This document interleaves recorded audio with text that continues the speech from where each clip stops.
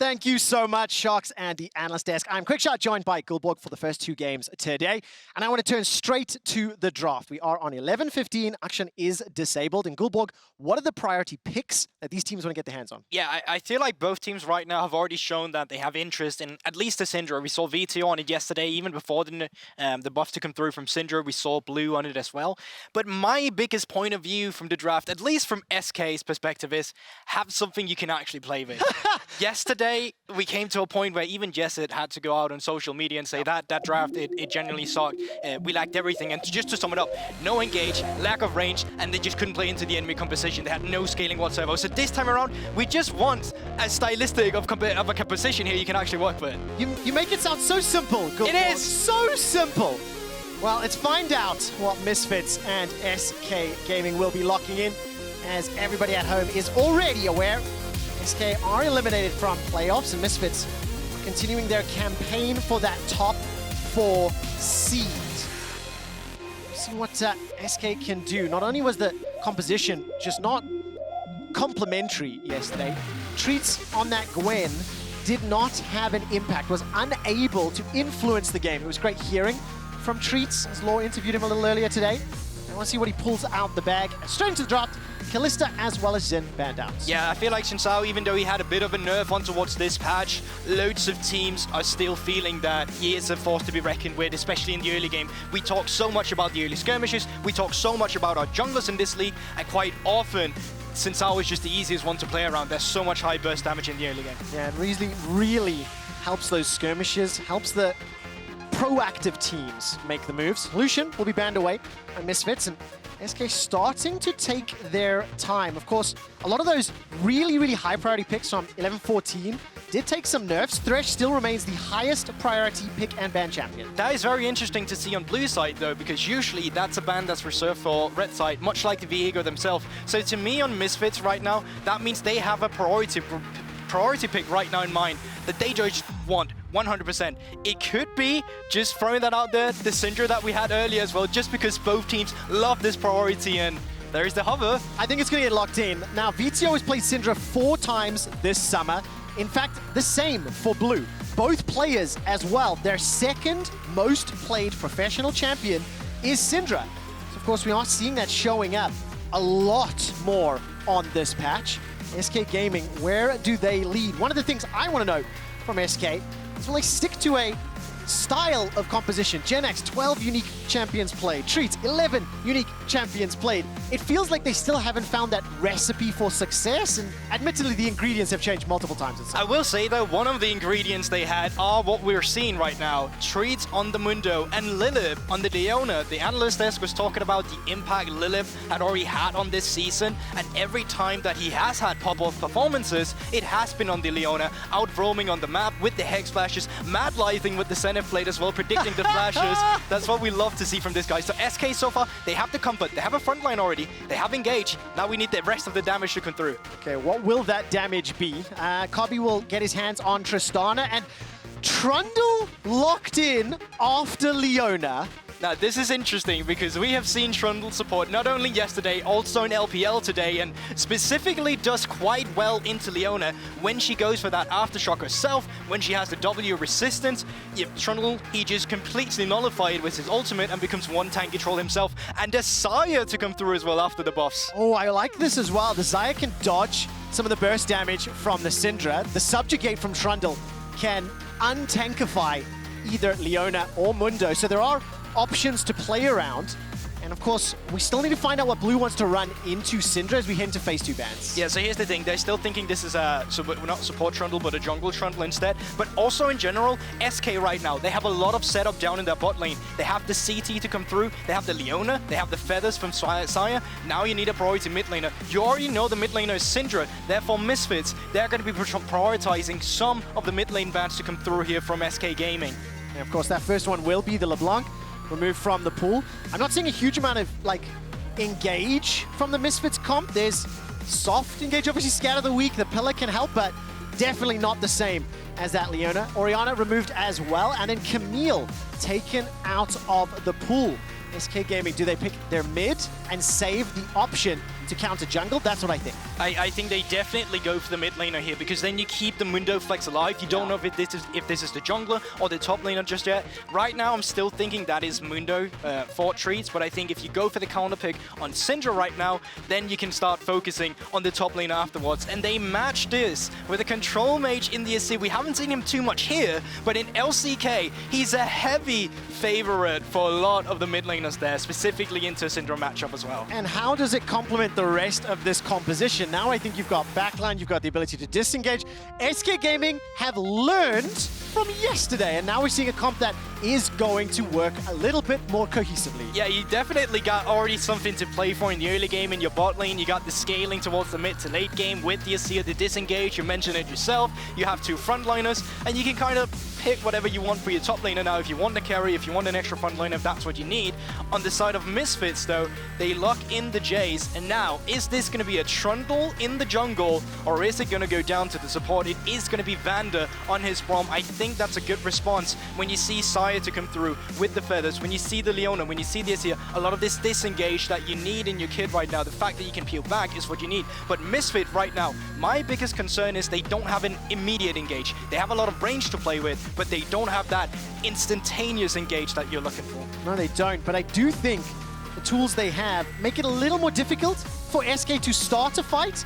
And this will be the Gragas locked in. So Treatz, Gragas in the jungle will be the second time this summer. We're seeing Razork's Trundle for the first time. And look, I'm not the smartest League of Legends guy on the planet, but I think I like what I'm seeing from SK Gaming's comp. Yeah, I honestly would agree with you here. This is a very basic composition that you would usually see a few years back when it was Control Mage meta, where it's just the standard AD carry, Control Mage, and 3 frontliners you can play around with. On the side of Misfit, though, the more I look at SK Gaming's draft, the more I like this Trundle pick.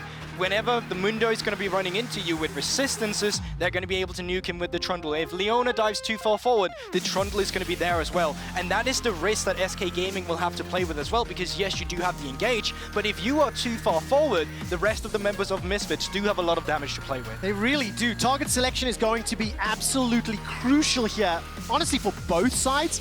I think 2 main damage threats from SK, 3 on the side of Misfits. The team fights are going to be very, very interesting. Misfits are tantalizingly close to a top 4 seed the summer regular season. Looking ahead to playoffs, can Misfits pick up another win and go 2-0 in Super Week? Let's find out as we hit the Rift.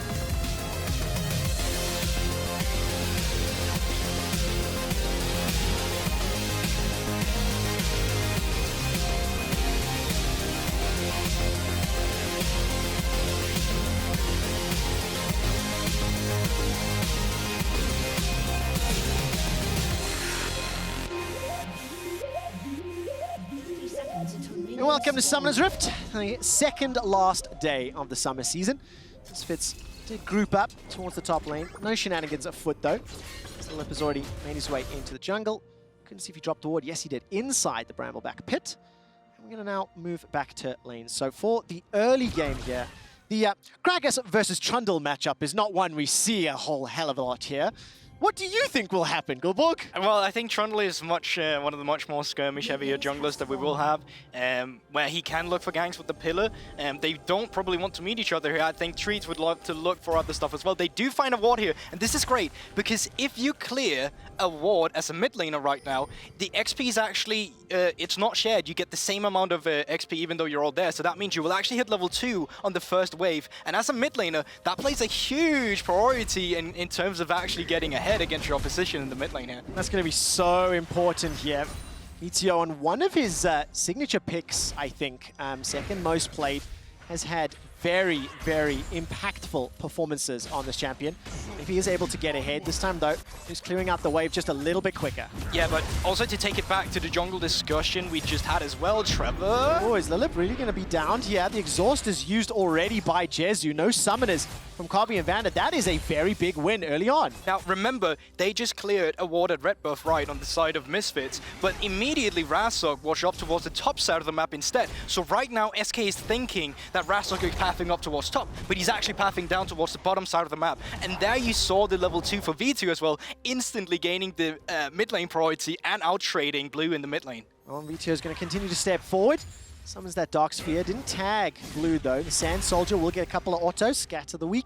Will at least get a small stun. And that's even for now until the 2 Sand Soldiers go back. This is one of the least exciting play-by-plays I could be doing. Let's turn our attention to the bottom lane as Lilipp, once again, is the target of Kobbe. And I want to draw attention very quickly as well to the standings and just lay out the stakes here. If you look at the standings right now with Misfits at 11 and 5, if they want to lock that top 4 seed, wow, awful timing, Trevor. Kobbe gets jumped on. He's going to rocket jump to safety. And now Jezu and Lilipp, they continue to press forward. Yeah, but look at this. Vetheo now, he is spotted on the ward, moving down a bit towards the fog of war. And then Razork coming in is spotted, but they're far forward. This could be a gank to come through, but no, they smell it out. They're actually out. Yeah, I mean, Jezu and Lilipp were a little bit lucky. Razork didn't pull the trigger. He stayed put inside the bush. Now he's got caught out by this end blade. Here comes Kobbe. He's low. Summoning heal has already been used. So Rocket jumps forward. First blood picked up by Jezu, but the bomb gets a reply. So both ADs 1-on-1. Yeah, but definitely a win over for the side of SK. They get the first blood. They get the double buff onto Jezu, and they get the tempo on the junglers because Treatz gets to stay in the jungle. He gets to stay in the clear. While now Razork, Raptor, Grom, the topside scuttle, that's not clear yet. All that is a priority now for Treatz. All right, Treatz needs to use that tempo, use that advantage. That will be accrued. And every time we catch a glimpse in that mid lane, Vetheo is pushing forward. But it's a really good setup here. It's a ward Razork doesn't spot on the sweeper, and therefore he thinks he's safe. Treatz actually opts into just skipping the blue buff. He was doing it, but he would rather go for the play down here. And once again, Lilipp, we talk about this support so often from SK, the flash he comes in with to connect the center blade on Razork. Yes, it is traded, but once again, double buff and first blood over to Jezu. That means SK have got a small advantage in the gold front. Vetheo will teleport back into lane. We'll pick up a small CS advantage. Not going to be able to interrupt the recall from Blue, but I think he will be able to get back in time to pick up a few of those minions. And we've not yet looked at that top lane. HiRit and Jenax, they're just continuing to farm up. Jenax has already TP'd back to lane, though. I mean, it's not really a lane up towards topside where we're going to be expecting the biggest action. If we want to see anything happen, it is when Razork does hit level 6 and you have the subjugate to actually tear down some of the resistance from Jenax. But speaking of attention to the top side of the map, Treatz actually skipping camps here, and it looks like he wants to opt in for a little bit of a lane gank. I am so happy to see this. SK Gaming fixing almost every single one of the mistakes from yesterday. Draft already looking a lot healthier. Treatz finding influence and skipping the pathing to apply pressure has already helped set up that first blood play.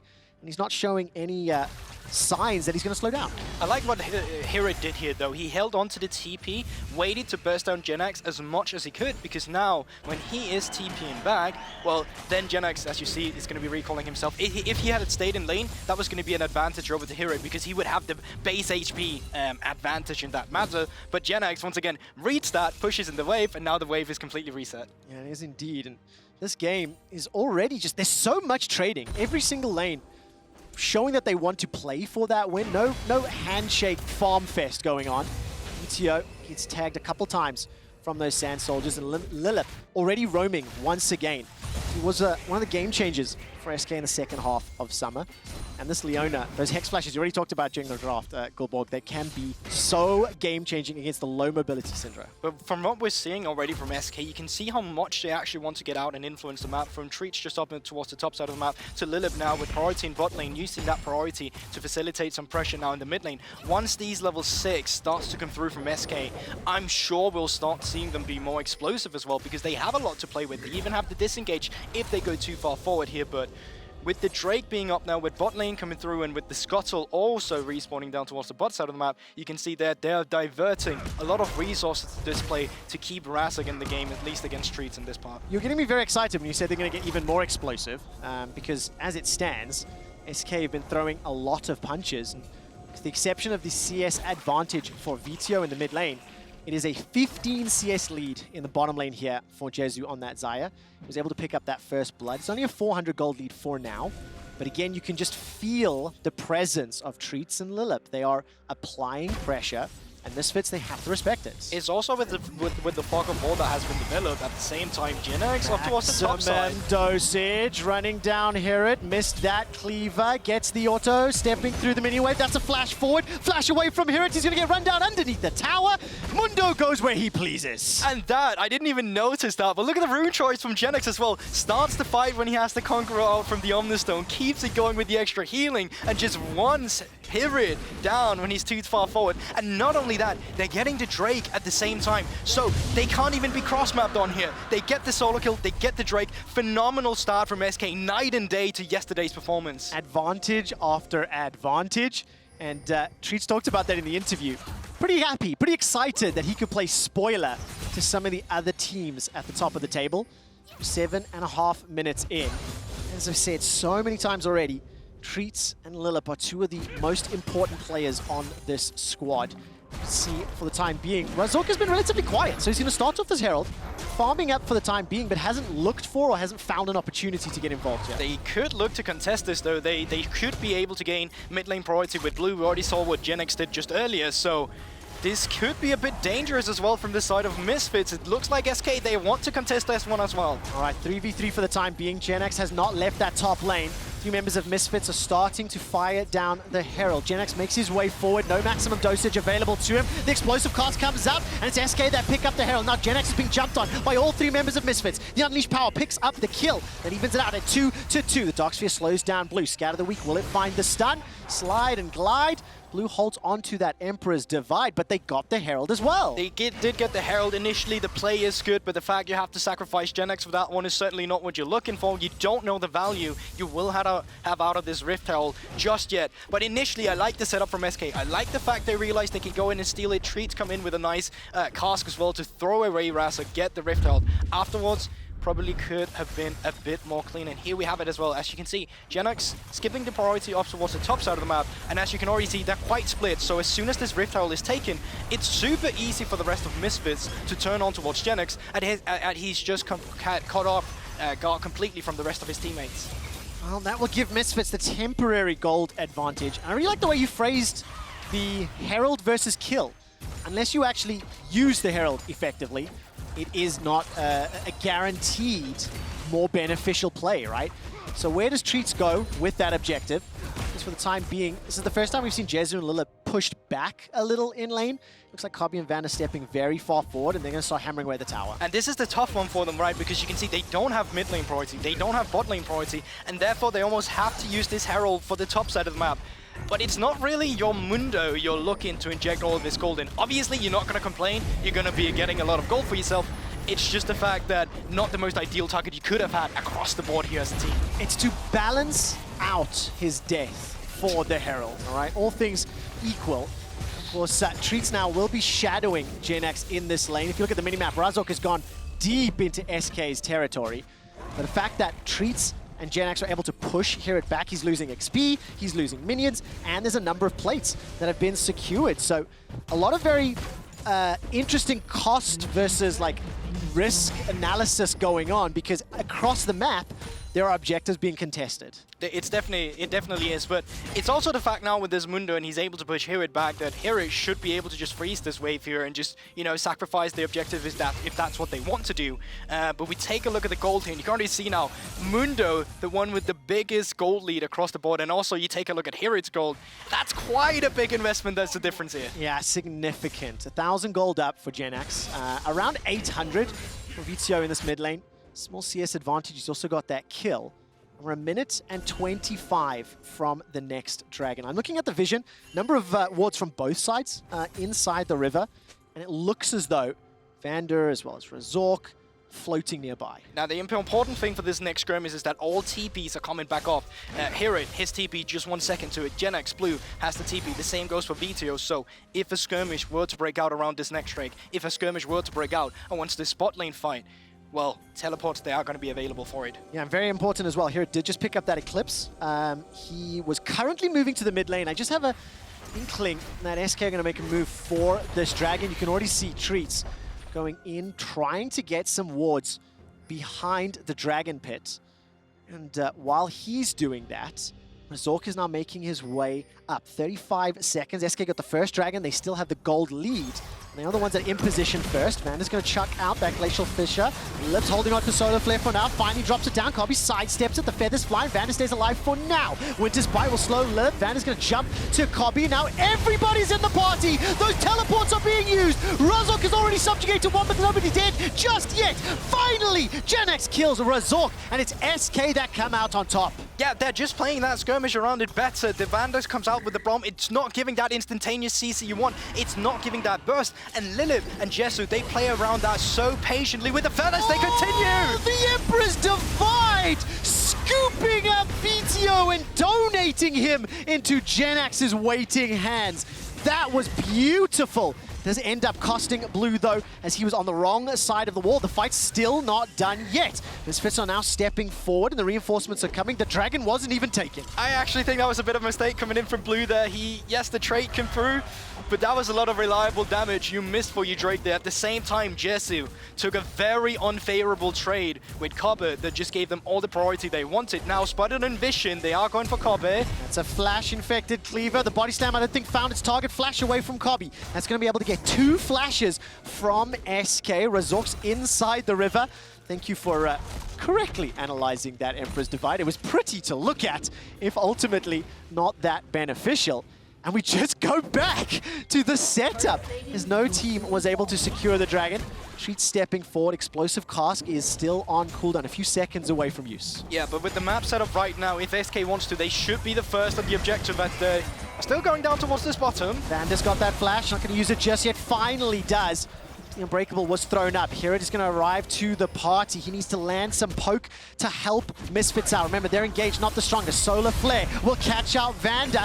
There's a slow move from that Pillar of Ice. The giant trophy will stop SK finding the kill. Yeah, remember, right now this is a 4v5. Vetheo just pushed out the mid lane, and now he is looking to join the fight. Just hit level 11 on Syndra. That's a huge spike for him. There's only one ultimate for SK. It's Treatz. He needs to have a fantastic explosive cast. Get rid of the Misfits members. He's not even used it just yet. Finally does, but it will not save Jenax. Only 1 kill. SK were unarmed with 4 ultimates on cooldown, and Misfits find the kill. Yeah, now with the resets to come through, what can Misfits get on the map at the same time? Herald is spawning in just a few seconds. The same goes for this mid lane turret with Blue being chunked out. Is he going to back? Is he going to stay? He is just going to stay. He's healthy enough for this one, and he's even going to go for it. This time round, scoops up Vetheo underneath the turret. Razork throws out the Pillar of Ice. Vetheo finally goes down, but from beyond the grave, picks up the kill with unleashed power.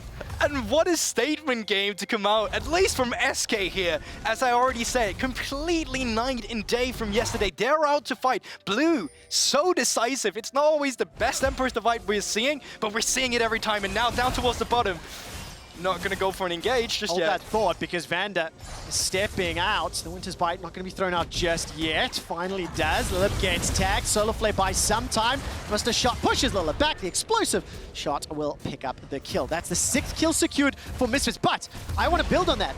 Yes, SK are looking fantastic right now. But if you were to tell me that the number 2 team in Summer, in the standings, was playing the number 10 team, you would not be expecting the game to go this way. This was definitely not the game I was looking for. And you know, earlier today we were talking as well, the early game from Misfits every now and then had been a bit shaky. We already know the meme with the Elder Drakes already, with Misfits, that it's kind of their only win condition sometimes, but we want to see them dominate this kind of game. We want to see them take over the early game, because right now, as you just rightfully said, they are the 2nd place team of the LEC, and sometimes we just don't see that. But the scary part of Misfits is always the mid to late game, and that is also what we're waiting for in this game, with the 2nd Herald now being picked up by Razork, with them now to utilize or opening up where the map with a side lane, with the extra gold you get from the tier 2 turrets as well. That's what we're looking for from that part, and you want to do it away from Jenax, you want to do it away from this Jayce, because he just does not have this priority you're looking for right now. And SK have been so proactive and so willing to start the skirmishes and the engages that Misfits have not had any time to look for any poke from HiRit on the Jayce, to look for that scat of the week. They haven't had a second or two to assess the situation. Misfits do have a 1,000 gold lead, but SK have got 2 dragons. We are playing on the Cloud Rift. Razork throws out the Pillar of Ice. Winter's Bite predicting the body slam, which was not pulled. Now the tower in the bottom lane will be the focus. But look, Jenax shoves out their top lane. Blue's going to be able to push out the mid lane. What do Misfits do in reply? The tower's not even going to fall either. Yeah, but it's the juggling they're using right now as well. They're not overcommitting. A lot of teams would probably just have popped the Rift Herald. They realize, all right, Blue's still around the mid lane, pushing in a wave. Let's send Vetheo back so he can pick up the wave. At the same time, you got a lot of chip damage down towards that bot turret. And it's just SK being navigated back and forth all the time. HiRit needs to be a bit careful not to get caught up by the Mundo, but once again, look how low this turret suddenly is. Look how low the mid lane turret suddenly is. If you keep navigating the members of SK back and forth with the threat that you have a Herald as well they need to take care of for a second charge, that is why SK are moving all the time. Of course, SK have picked up the only tower of the game at 17.5 minutes. Treatz is going to look for HiRit, not find him. The rest of Misfits, once again, 1.5 minutes before Dragon, they are setting up inside SK's jungle, pushing the tower down bottom, pushing the vision deep into SK's territory, and we're just going to have another big brawl for the Dragon. And look, once again, it's an exact replica. Vetheo push in mid lane, move towards bot, go and catch the turret. He's back towards the mid lane again. Well, here it's going to flash away from the explosive cast. That means it's not available for the impending fight. Vetheo will catch this wave, and now SK will be able to push towards the river. It looks as though Kobbe's starting to back out. And if you just take a quick look at some of those CS numbers, yes, HiRit is farming up relatively well, but Jenax is the beneficiary of 3 kills. Pretty much even in the mid lane, pretty much even in the bottom lane. And now, try help me spot who gets subjugated here. Razork really needs to find one of these frontliners to allow Kobbe to take over on this Tristana. I feel like it's just it depends on the execution as well. If Lilipp is the one engaging the call immediately, going too far forward, if the aftershock is proc, if he has the W, you just immediately subjugate him. Mundo, on the other hand, if you get to catch him off guard, you might go for him, but speaking of going for someone, Blue is having a lot of attention, but dodging away a lot of the abilities at the same time. Patches O'Houlihan, well done, Blue. Dodged every single skill shot but that one after I caster cursed him. But now it's Misfits in the river first. They've pushed up on him, they've pushed out middle. And this is just going to be a tennis match, a juggling match, as Trouble would say. Back and forth, back and forth. Guldborg, it looks like Misfits may be able to secure this uncontested. Yeah, they are getting the Drake. They're doing a good job at body blocking the Herald, and they are posturing as if they want to deter them from getting back to the mid lane here, so we could have a little breakout fight. How does Misfits start a fight? They don't have Engage. The Glacial Fissure's on cooldown. Subjugate comes out, but it simply doesn't do enough. It's too little, it's too late. An Infected Cleaver catches out HiRit. Treatz coming from the side with an explosive cask available to him. He knocks back one! The rest of the Misfits are running for their lives. It's HiRit that's taken down, the second of the fight for SK. Misfits, what were you doing? They didn't have the Engage. That was a very egotistical move coming into that one. That was disrespect towards SK. They had no priority from Vision side to go into that mid lane. The waves were not there for them either. And it just completely blew away. Look at the vision control. Every setup you have for this one is just in favor of SK, and as soon as Razork is overstepped, he's not going to be the one that can help you actually one-shot one of these members. From an extended teamfight perspective, where you get to kite back, Vetheo gets a lot of value on the Syndra as well, but the problem for them is, once again, that immediate engage we see to come through from SK. Lilipp, they're flashing from Treatz. So nicely done by SK. The thing that I actually really like about that replay, it demonstrates how both teams ideally want to play their comp. Misfits don't really have the strength if they're pressing forward, but imagine if Vander was alive, running backwards, had Glacial Fissure, and could have thrown it into the river. No ways, are they being cheeky? 20 minutes 30. Oh my word, SK Gaming, they're starting to sniff this out. He's going to be able to spot it. 5,000 HP. Hex Flash going to be cancelled. Running away for Lilipp. The Solar Flare is available to him. That's a knock up there onto Treatz from the Glacial Fissure inside the pit. Not going to be able to take him out. Treatz is down. Baron is secured by Razork. Misfits may have just regained control of this game. Jezu flies up with the feathers to drop down onto HiRit's head. Kobbe turns it around. It's Vetheo that gets the kill though. Now all of a sudden, Lilipp's running for his life. He starts the fight. Maybe the last one to fall. Jenax has been utterly ignored for now. He may be able to be the front line that Blue needs. Hopping over the wall, flashing forward as well. Blue sends in the Sand Soldiers. The wall comes up from Vander. Now there's a teleport coming back in. Vetheo is going to rejoin the fray. Lilipp is low inside the blue buff. Vetheo, no ultimate available to him. The Sun Disc is thrown down on that top tower. That will help the escape somewhat. Vetheo needs to find the stun with Scatter the Weak. He's holding onto the trigger. Finally throws it out. Who will be the target? It's going to be Blue, but the ball falls short. Nobody gets stunned, and Misfits come out ahead. And that was such a clever call. The reason why they opted in for that TP immediately was because of the fact that Jenax did not have TP himself. So if they force this Baron, it will always be a 4v5. If they don't burst it down, that's fine. We'll make the turn and we'll fight you 4v5. If we get the Baron anyway, even better. Loads of gold injected into you, and you can take the fight afterwards. Once again, 4v5, and Vetheo on this Syndra, once again finding so many priority abilities hit here with such an insane amount of burst damage to come through. This is why it's first pickable for Misfits. This is why it has so much priority for them. I formally apologize to Vetheo. All the damage that was on Jezu was from you, and I assigned it to Kobbe during that fight. Did not see him inside the pit. Guldborg, is this good League of Legends? I'm enjoying it, but I'm confused. So that call right there, I would call that good League of Legends, because under the circumstances of your opponent, what you have to play around with was just amazing. This is something we see a lot in the LPL as well, where a lot of teams will just start the Baron at 20 minutes because it's kind of like, well, dare you. You won't think we'll start it anyway, and therefore they're hesitant at going towards it. And that gives you extra seconds to play with. Those extra seconds was all you needed to burst down the Baron to immediately go for that play. That is such a beautiful concept, because ultimately SK had been in control. They were making the decisions that Misfits had to react to. Misfits pull the trigger on Baron, flipping it entirely. They regain control. They are now 3 towers to 1. They have a 3,000 gold lead. And with that Baron buff, had they a little bit more time with it, playing multiple lanes will reduce the strength of SK's composition. So Misfits, they are now right back in this game. And this is where the comfort zone of Misfits lie. Now with Baron buff, you can start sieging off these turrets. You have the poke damage to come through from HiRit, you have the ground to play with from Vetheo, and all you have to care about is that flash from Treatz, the Hex Rise from Lilipp. Make sure that you are not getting getting surprised attack from any flanks where you do not have the vision. Yeah, and of course, for Misfits, looking ahead, I think I may have a little bit of time here.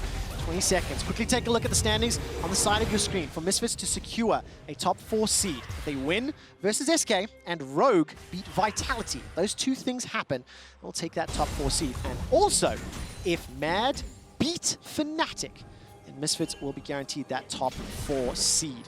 So for Misfits, very, very important. They had no championship points from Spring. And Ender was saying it from the analyst desk, that this is one of the teams that could be a dark horse in playoffs, that could surprise. And look, they're inconsistent, don't get me wrong, but you can see the ceiling. And I think one of the things I like about their gameplay is you can see behind the curtain of their decisions. They are bold and brave, and it does work for them many times. Yeah, look at the flank though from Treatz now. The TP is not there, but Lilipp is coming from base, and it may look for a bit of an engage here, but it's very disjointed. I'm waiting for Blue. He's holding on to the Emperor's Divide. SK Gaming, they aren't quite sure how they want to surround Misfits. Treatz goes all the way in. He's already used that explosive cost. Buy some time with that stopwatch. Here comes Jenax as well. Jezu jumps forward into 2, pulls all the feathers backwards. He takes down Vetheo. That's a solo kill for Jezu in the midst of the team fight. 1-for-1 for now. Jezu is not going to be able to be taken down by Misfits. But that was exactly what SK needed. We talked about it. They need a flank, a vision pocket where Misfits do not know where Treatz would be. And there they found it. You called for Blue. He does still have that Emperor's Divide. Decide not to flash for it. But at the same time, while SK is pushing down the middle lane, Misfits immediately beeline it down towards the bottom side of the map, and they get the tier 2 turret that gives you so much gold at this stage. Oh, I'm scratching my head so much. The pace of this game is unrelenting.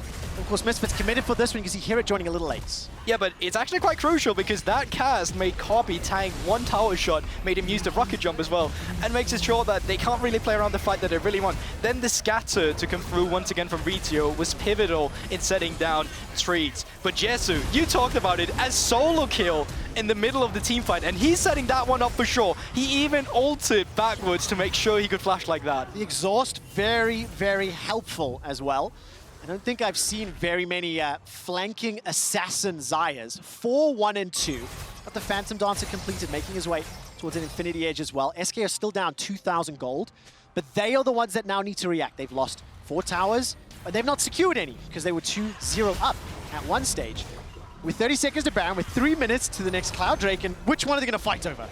I mean, that is the big question as well, Trevor, and I'm so glad you're asking it, because in this gold deficit that SK are having right now, it's not like they're in control of the map. As soon as Vetheo gets the blue buff that will spawn in 1 minute, he's gonna have endless mana resources to keep the priority for them there. Also, the Tristana in a side lane as well together, or just in the mid lane if that's what you want, is also gonna be pushing it up. Down towards the bottom side of the map, you can already see HiRit once again pushing out the bot side. So from a map point of view, Misfits are just a team that is setting the pressure. They're the one who's pushing SK back. They're the one who's setting up these vision pockets. And once again, that's for SK to disrupt it. It's for SK to find these windows where they can mimic a fight they just had, just to make it even better. That's what we're going to try to do now. Misfits again stepping forward on that front foot. They don't care about the engage power from SK. They trust in the disengage. Some of the vision that was placed in the river has just been cleared out. Shallow, nevertheless. But with the map control that Misfits have established, they can now try to assert dominance around the Baron pit. And it feels like both teams are definitely focusing on this objective. But imagine the mental edge Misfits have on you right now as well. They started the 20-minute Baron. You can never leave this Baron untouched again. And that puts a lot of pressure on towards the Cloud Drake as well, because a lot of your priority and a lot of the vision, as you currently see from SK right now, is being put towards the top side of the map. It is being put up towards the Baron. Granted, yes, there is still 1 minute and 30 seconds onto the Cloud Drake spawns, but if you're able to keep this pressure up from Misfits and then just rotate down towards the Drake, then you're going to be able to just get an objective essentially for free. Well, Misfits have a small window of item advantage. 3 completed for Kobbe. 3 for HiRit as well on the top lane. And once again, here it goes, catches the wave down bottom. We'll start to push that out. He's got teleport available. Jenax and Blue do as well. So HiRit can decide, does he want to push this lane? Does he rejoin the rest of Misfits? Keep your eyes on that mini-map. There's a number of wards in and around the pit, so SK still have information. But HiRit is doing exactly what he needs to do here. He needs to wait for a response to Blue to come through here, so he actually gets the vision. He can get the intel to the rest of his team. They don't have 5 members of the top side of the map. We can actually push forward a bit, and there you see it as well. HiRit, as soon as he saw RC was there, he feels more confident to push it forward. Now with the resets to come through as well, bot lane is pushed out, mid lane is going to be even, and with all the vision from SK puts toward the top side of the map, with Drake now spawning in 30 seconds, look at where the rest of the Misfits are going. Yeah, gonna once again make their way towards the objective. There is a cheeky SK ward inside the Dragon Pit. I'm not quite sure how much life it has left, but this is just a really good demonstration of how controlling those side lanes, pushing the vision in, just allows you to be 1 step ahead of your opponents. Once again, we just stare down the 5v5. Jezu gets chunked out from real long range, and just like that, Misfits plant a flag and say, we own this land. Exactly. That's how you play with a composition that don't have that immediate engage. You just want that poke to land so Jezu can no longer perform in a team fight. You can see he's trying to find anything to lifesteal on. There's nothing of it, and now they're catching Jenax. He is indeed caught out. The fissures drop down. Nobody else from SK's joined just yet. Jezu's recalling is still low on HP. Misfits are not going to commit for the Baron at the moment. The Cloud Dragon rather, is alive as well. All of a sudden, they're making their way down. So, gonna go for the Dragon instead of the Baron right now. And I think that's the correct call as well. You have established vision for yourself now. You make the resets to come through from SK, so they can't threaten the Baron play. Even if they wanted to, they're not in position to do so. You can even see the ping ward is still in the pit for Misfits. So now they're on soul point. And you know what? You know Misfits, they don't care about the soul. They just need to get it so they can get Elder Drake on the map. And that's the essential real win condition. But SK, they're threatening them. And now TPs are coming through around the Baron. Everybody's once again inside the river. Razork's going low. Vetheo's caught out. The body slam, the explosive cost. Vetheo's down. Solar Flare catches out a few. The Emperor's Divine pushes Misfits backwards, but the Hourglass is the stopwatches by so much time. Kobbe's gonna be able to get reset off the reset. Jenax and Treatz and Blue are the last ones. Keep your eyes on Kobbe. He hops forward. Little Yordle is wrecking SK. Despite how good it started, it's Misfits that close out the fights. And what can they get from this Jenax? Still has the ultimate, and it seems like he's going to be able to run away from this one, but the rest of the members of Misfits piling down towards the mid lane turret. TP even comes out from Jenax, and now they might just turn towards the Baron. No, they're just going to continue on this one. A bit indecisive, but I think Baron will be on the table now with 20 seconds still on Blue and on Treatz. There's not much you can do as SK rather, to stop this Baron from coming through. I am so confused, but I am so entertained. I really need to see that SK Cask and Emperor's Divide because I want to see how the damage was followed up. Could they have gotten more is the question that I'm going to ask, because it looked like such a great setup. Well, once again, it's the damage that comes out from Vetheo here. Jezu, once again, not able to fight. So even if Jezu wants to step up further, there's not much he can do in this situation. But look at the damage from HiRit. He is one of the main damage dealers, together with the bomb from Kobbe to come out here. That is making them able to split up the team fight, flash away with Kobbe as well, completely pile down the members of SK where they can't focus down a member themselves. It actually kind of felt like SK stepped into the AoE. You know, they all piled onto the targets. You know, melee Mundo, melee Gragas, Leona melee as well. Jezu playing melee assassin, flying bird thing. As all of SK grouped up, it was Misfits AoE damage that melted him. 7,000 gold lead, 3 dragons, a Baron. Misfits continue to suffocate SK out of this game.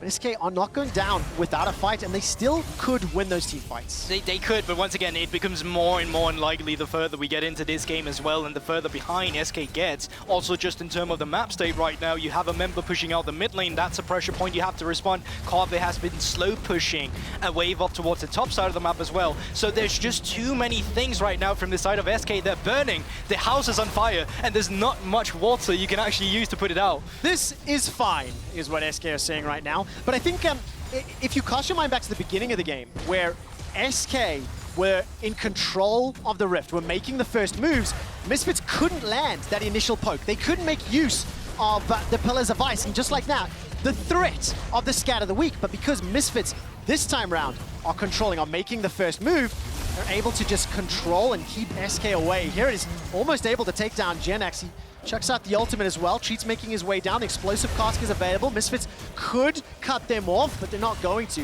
Inhibitor for HiRit, I think that's worth.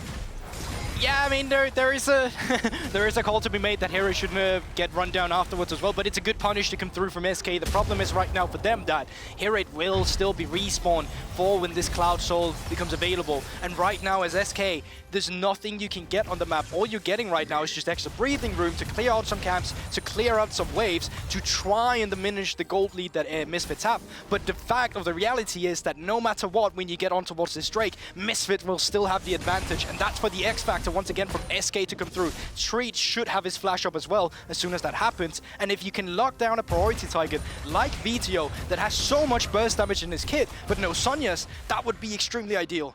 I think the damage that Vetheo has been able to put out despite dying in multiple fights has been very influential.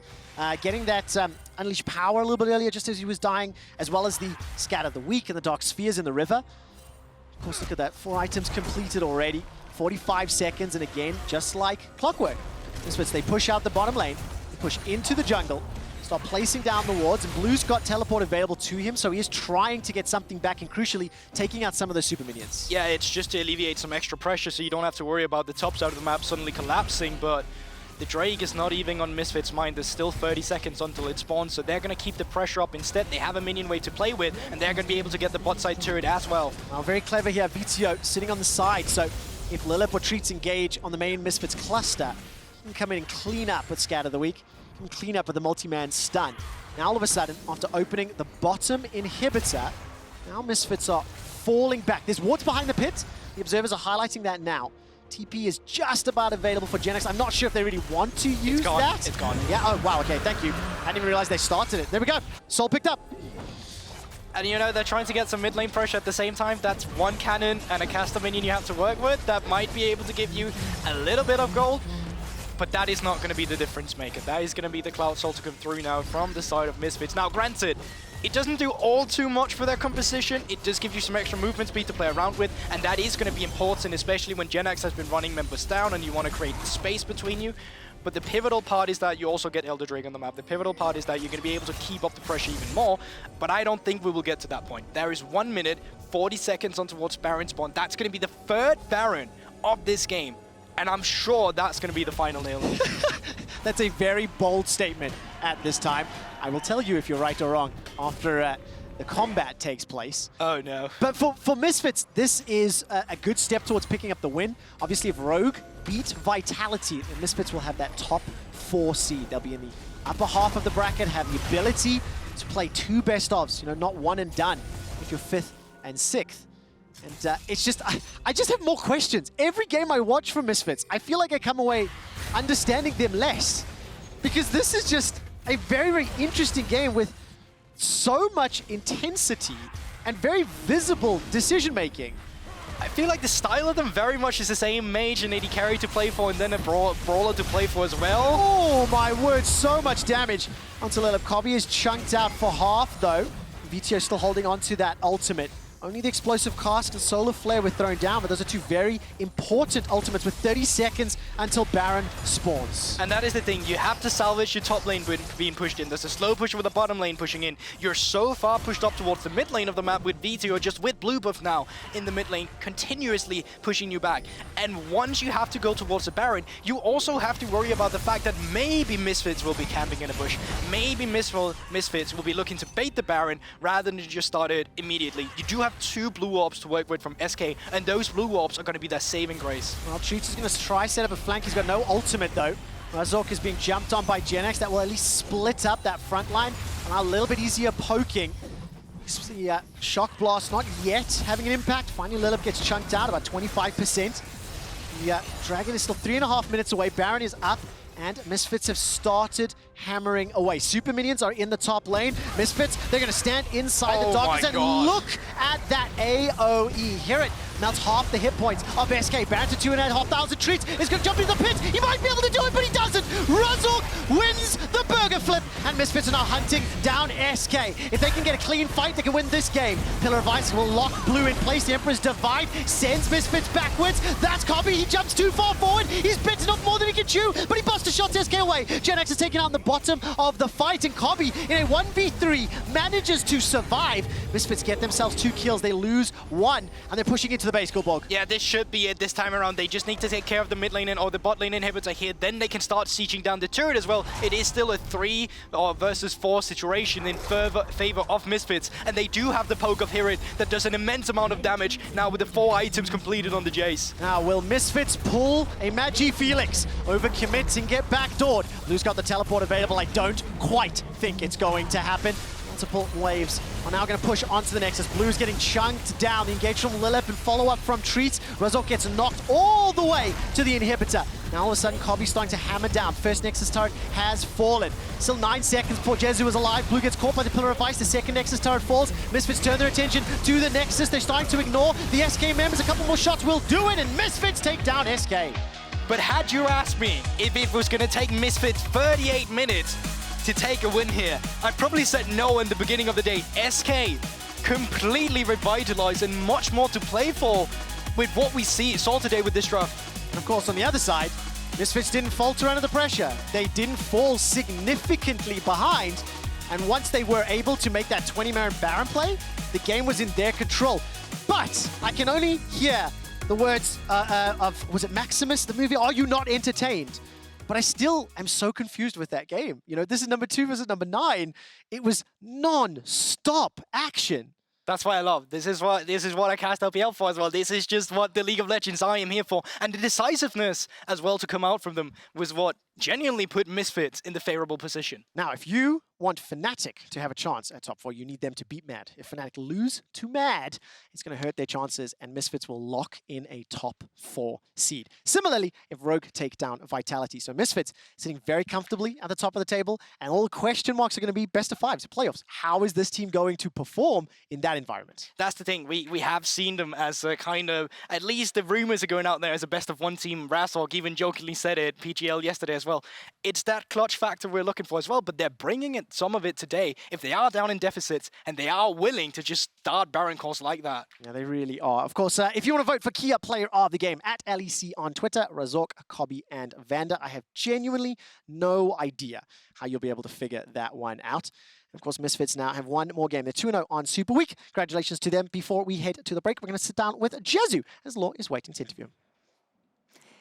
Thank you, Quickshot, and Jezu, thank you so much for joining me. I'm glad that we get to have one last interview on stage before the end of the year for you. And I was talking to Treatz before the game, and we were, I don't know, talking about the fact that you get to play devil's advocate for other teams for this week's Super Week. And I know the relationship you can have with Jezu outside of the game and how close you can be. How special was it for you to play against him, knowing that you can influence his playoff standing? Also, the fact that you solo killed him during the game, which was noticed on social media. I'll let you say that. So obviously, it's always really nice to play against Vetheo, you know, because we are really good friends, and I might have targeted him a bit in the fight, but like it wasn't personal. I think I had to try to get to him and one-shot him to win the fight.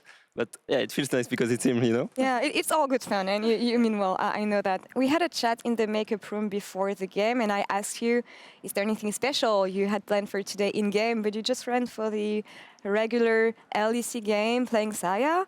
What is the goal now that you have one game remaining, and what do you want to get out of this Super Week? So we didn't do anything special because we feel like it's better for all of us to just play the best we can, which means not trolling draft, because I mean, it's good as well for the other team, you know. I think it's a bit disrespectful if you start to blind pick Vayne, even though I'd really love to, but it's just not really cool, you know. So we're just playing what we know and trying our best, even though we're not making playoff, we can still show some good things. Yeah, I saw you were hovering the champion in the draft phase, and maybe you get to play Vayne really in last game tomorrow. But of course, you want to leave a good impression, I get, on these last games, and you want to come back next year. So I want to know how different are you from the Jezu I met a year ago at the Misfits gaming house? Like, how did you change as a person since you joined the LEC, but also as a player in game?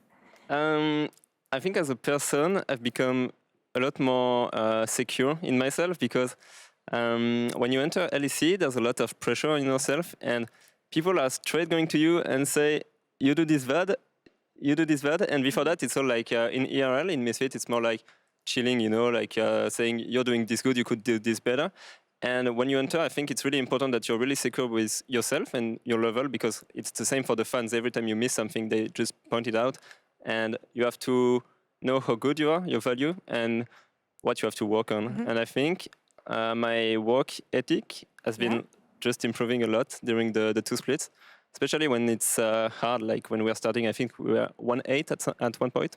So you just have to find other way to work, try to make it change, you know, find for a solution. And I think you grow a lot during these times. What would be your best memory from this first year in the LEC? This first year, probably the Jarvan Kalista game with Treatz in the first split, because it was really funny game to play, and I felt really good. So yeah, probably this. And playing on stage as well was really good, obviously. I can imagine. Hopefully with an audience next year. And well, congrats on your first year in the LEC, Jezu. Thank you, Good Laure. luck on the last game tomorrow. And we're going to take a break now, and we'll be back in a couple minutes for a very important game as Excel will take on Astralis. Stay tuned, you don't want to miss it.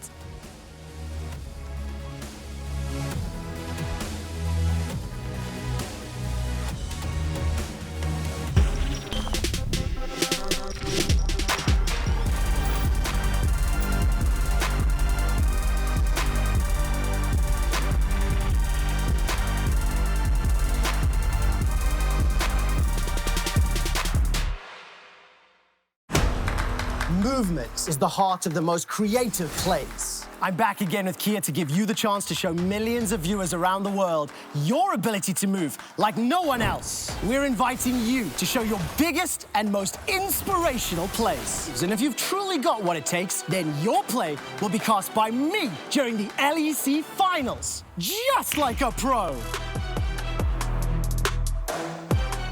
Kia, movement that inspires. Systems are overloading. We can't risk another game.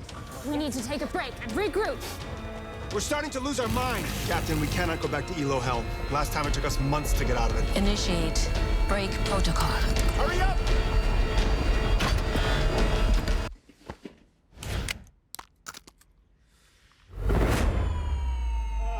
Yes! Yes! I did it!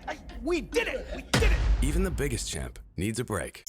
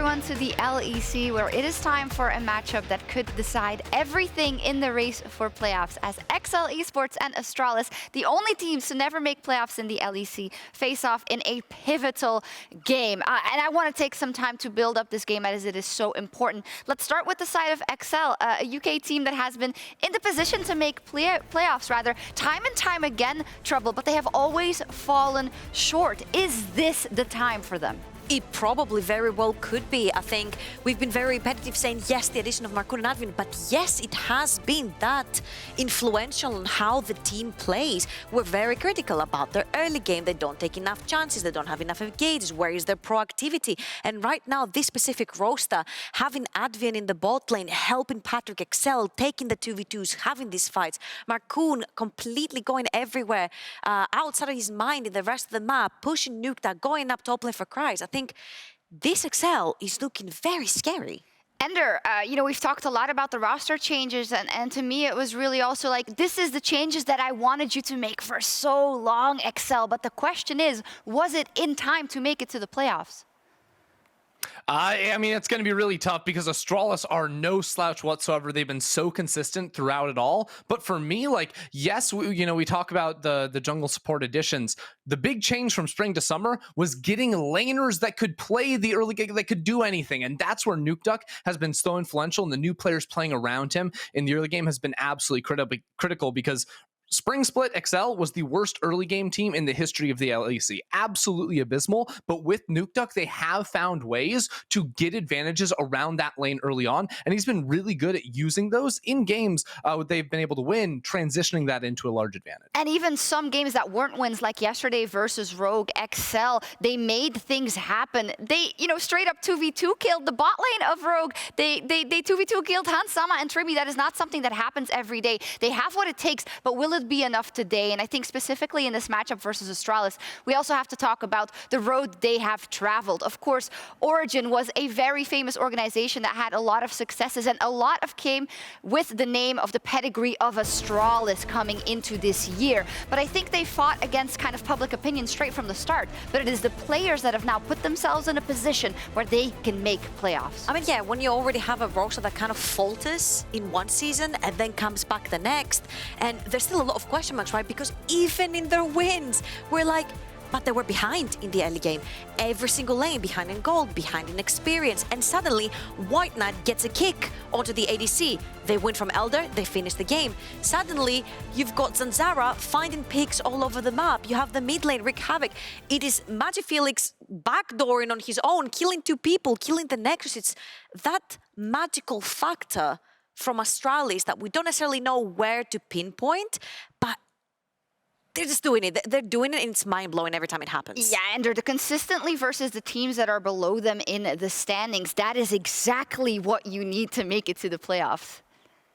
Exactly, and I think it comes down to 2 main factors for Astralis. One, inside of the drafts. A lot of the times you're going to see strong scaling elements, specifically Magifelix is always going to be rocking something that performs well in the later stages of the game. And I also think they're just very good at fighting later on. They're very scrappy when they get into it, but whether it's Promiscu looking for a fight, Zanzara bunking people with his Trundle, you know, setting up with his pillars, these sorts of things, they're going to be able to outmaneuver you and outfight you in those later stages, especially against weaker teams. So many times weaker teams drop the ball, don't really know where to go on the map. Sometimes they're dropping objectives here and there. Astralis are a team that absolutely will punish that, and we saw it yesterday in the game against SK, where SK were very slow to find early advantage. They stayed inside their lanes. Astralis just sort of grouped up together as 3 or 4 members and plowed straight through the SK jungle. They're able to find these sorts of things and punish weaker teams that don't take as much proactive steps. Absolutely, that has been their blueprint, and Astralis can secure at least a tiebreaker with a win. If they win and Vitality lose later, Astralis are straight up in the playoffs. But XL have all the tools as well. If I'd have to single one person out, I think I want to talk about White Knight just a little bit, because he, for me, has really been the X factor on this Astralis lineup.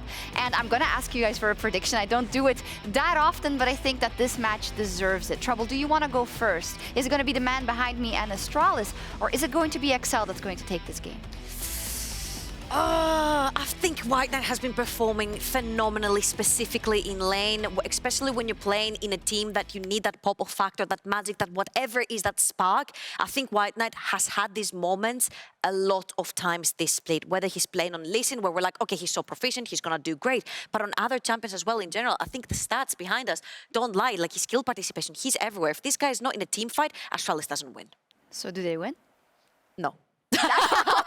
I'll tell you why. I'll tell you why. I think what we talked about is how Excel yesterday took Rogue to the bridge of them almost falling off, right? And I think it was due to Excel forcing Rogue to play on their own play style. They were bloodthirsty, they were playing for kills, and you saw Rogue changing a little bit their mindset, and they were playing for kills too.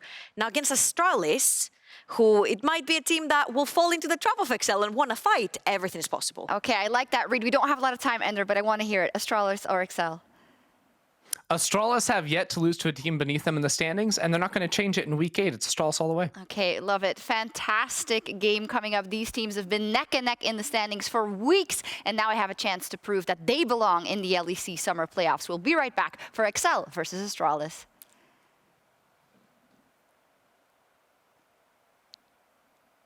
Poros. Yeah.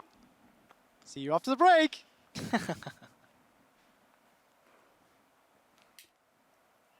It's not awkward. You're awkward.